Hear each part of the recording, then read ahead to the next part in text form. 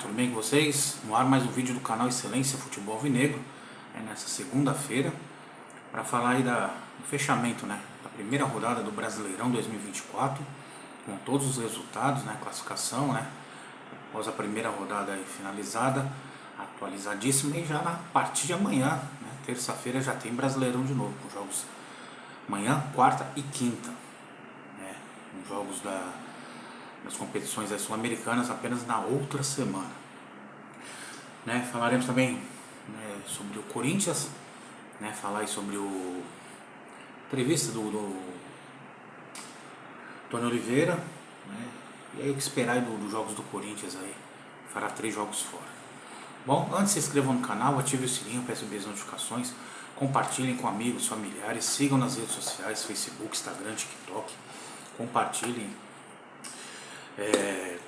dê o joinha, curtidinha, joinha maroto, e deixe seus comentários, tanto aqui no YouTube quanto nas outras redes sociais, leio, respondo e depois uma moralzinha pra vocês, tá bom? Então vamos começar, gente. Encerrada a primeira rodada ontem, do Brasileirão 2024, que começou no sábado, Internacional 2, Bahia 1, Criciúma 1, Juventude também 1, São Paulo 1, Fortaleza 2, Thiago Carpini balançando, Fluminense 2, Red Bull Bragantino 2, Atlético Paranaense, isso já ontem, 4, Cuiabá 0, Vasco da Gama 2, Grêmio 1, Atlético Goianiense 1, Flamengo 2, polêmica, Corinthians 0, Atlético Mineiro 0, jogo horrível, Cruzeiro 3, Botafogo 2 e Vitória 0, fechando a rodada, Palmeiras 1. Nos palpites que eu tinha colocado, eu tinha posto um empate, Internacional e Bahia, mas deu Inter. Coloquei empate, Criciúma e Juventude, acertei. Coloquei empate, São Paulo e Fortaleza, Fortaleza venceu. Coloquei vitória do Fluminense, deu empate 2-2 no Red Bull Bragantino. Ontem eu coloquei vitória do Furacão, o Furacão venceu 4-0. O Vasco da Gama eu coloquei vitória do Grêmio, deu Vasco. O Atlético Goianiense eu coloquei, e Flamengo eu coloquei vitória do Flamengo, deu Flamengo. Corinthians eu coloquei, Corinthians e Galo eu coloquei Corinthians, deu empate. Cruzeiro e Botafogo eu coloquei Cruzeiro, deu Cruzeiro. E Vitória e Palmeiras eu coloquei empate, deu Verdão. Dos 10 palpites acertei 4, ou seja, só 40%. Mas aí o que me quebrou? O jogo do Fluminense, o Grêmio, que para mim é bem superior ao Vasco da Gama. Apostei na vitória do Corinthians mesmo sendo um jogo difícil. E por ser estreia, e a volta do Vitória ao Campeonato Brasileiro, achei que ele fosse arrancar um empatezinho lá com o Palmeiras. Mas tá bom, primeira rodada, alguns cravados, e outros quase, E já tem a rodada, com classificação atualizada, apenas para ficar de praxe. Atlético Paranaense líder com 3 pontos, seguido de Cruzeiro, Flamengo, Fortaleza, Internacional, Vasco da Gama e Palmeiras, são os times que venceram, Em oitavo, Palmeiras aí é o 7º, em oitavo, Fluminense, aí na sequência, Red Bull Bragantino, Criciúma, Juventude, Atlético Mineiro e Corinthians, todos com 1 ponto, aí o Corinthians é o 13º, e aí todos que não pontuaram. Botafogo 14º, aí vem Atlético Goianiense, Bahia, Grêmio, São Paulo, Vitória e Cuiabá. E a rodada já tem sequência amanhã, Bahia e Fluminense, às 21h30 lá na Arena Fonte Nova. Na quarta-feira teremos Red Bull Bragantino e Vasco da Gama, Atlético Mineiro e Criciúma, Grêmio e Atlético Paranaense, todos os jogos às 19 horas. Às 20 horas, Juventude e Corinthians, Fortaleza e Cruzeiro. Às 21h30, Palmeiras e Internacional, Flamengo e São Paulo, jogão, hein? Palmeiras e Internacional, Flamengo e São Paulo, Fortaleza e Cruzeiro. Nossa, Grêmio e Atlético Paranaense, vai ser rodada boa, hein? E Cuiabá e Vitória. E na quinta-feira, às 21h30, o Botafogo encara o Atlético Goianiense. Vamos lá, gente. Falar aí de Corinthians. Não, antes as polêmicas, No jogo do Atlético Goianiense, o Flamengo teve um pênalti que foi dado pro Flamengo, uma suposta cotovelada na boca lá do Bruno Henrique, que depois mostrou o lábio cortado, não sei o que. Esses lances acontecem frequentemente. Ontem mesmo no jogo do Corinthians, teve um jogador do Atlético sobe com o braço aberto, acerta o olho do Mateuzinho, corta aqui, sai sangue, e o VAR não chamou pra nada, nem pra... Seria um lance, se for acompanhar o do Flamengo, era falta. Por isso que eu falo, fora da área não foi nada, né? Então se foi dentro da área pênalti, então seria falta fora da área. Você vê que o juiz, uma porcaria, gente, porcaria mesmo, tá?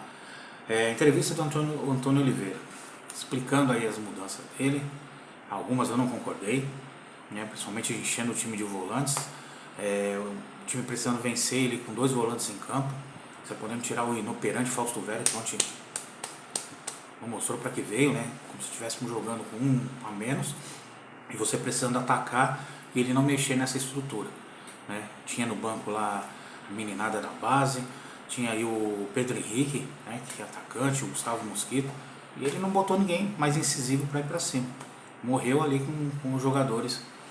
Então, eu acho que o Antônio Oliveira tem que rever alguns conceitos dele, principalmente em termos de mexer.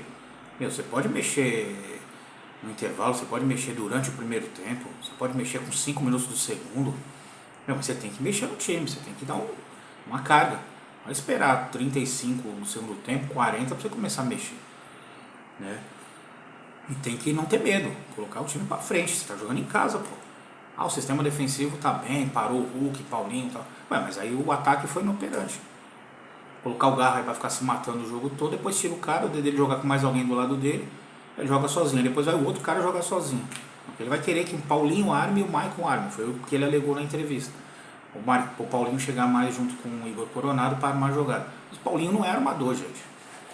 O Maicon não é armador. Então você mata o time.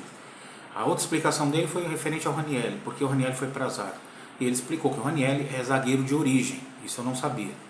Isso eu não sabia. Ele falou que o Ranieri é zagueiro de origem, então por isso que ele sempre faz isso. Quando não há necessidade, ele recua o Ranieri para a zaga, porque tem bom passe, boa saída, e ele joga muito, né, gente? Essa é a verdade.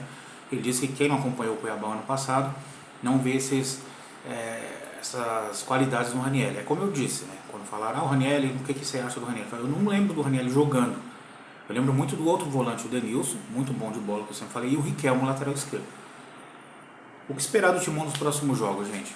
Antes, o Antônio Oliveira falou das expulsões. Mano, ele conseguiu ser expulso mesmo. Não é que eu tinha visto demais, não. Ele foi expulso. Primeira rodada do Brasileiro. Ele já vai desfalcar o Corinthians no próximo jogo. É totalmente destemperado, sabe? Você tem que ter um pouco de controle emocional, senão você passa esse destempero para o seu time dentro de campo. E aí é todo mundo batendo, vai sair todo mundo expulso, aí não vai ter time para jogar. E eu sou contra esse destempero. Você jogar com o time, emoção, tal. Eu sei porque eu comandei time assim, você tá lá pilhado, mas você não pode passar isso pro seu elenco. Porque se o elenco olha para fora, né, e vê o seu comandante totalmente destemperado, você também se descontrola, né? Mas vamos ver, o Coringão vai ter uma sequência chata. O que esperar dos próximos 3 jogos? Os 3 próximos jogos são fora de casa.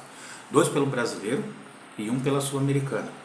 São eles, Juventude, nessa quarta-feira, às 20 horas, né? Red Bull Bragantino no sábado, às 18h30, fora em Bragança. E o Argentino Júnior na terça-feira, às 21h30, né? Um jogo crucial para o Corinthians aí na Sul-Americana. E só vai voltar a jogar em casa no dia 28/4, num domingo, às 16 horas, na Neoquímica Arena contra o Fluminense. Olha só, cara. O Fredo Jaconi vai enfrentar o Juventude, que é ruim de jogar lá. Red Bull Bragantino, que a gente não tem histórico bom lá em Bragança. Argentino Júnior, jogo fora de casa, time argentino, embaçado. E a gente vai pegar o Fluminense em casa. São 4 jogos embaçados. Difícil, viu, meu? Difícil a situação do Timão. E aí, pergunta que não quer calar. Igor Coronado tem que entrar jogando? Tem que ter mais minutagem? Tem. Entrar jogando eu já não sei, né? Porque a gente nunca sabe as condições do atleta. Eu colocaria. 50 a 45 minutos tá ótimo. O time vai jogar mais, sabe, mais pressão, fluindo mais, toque de bola, aproximação.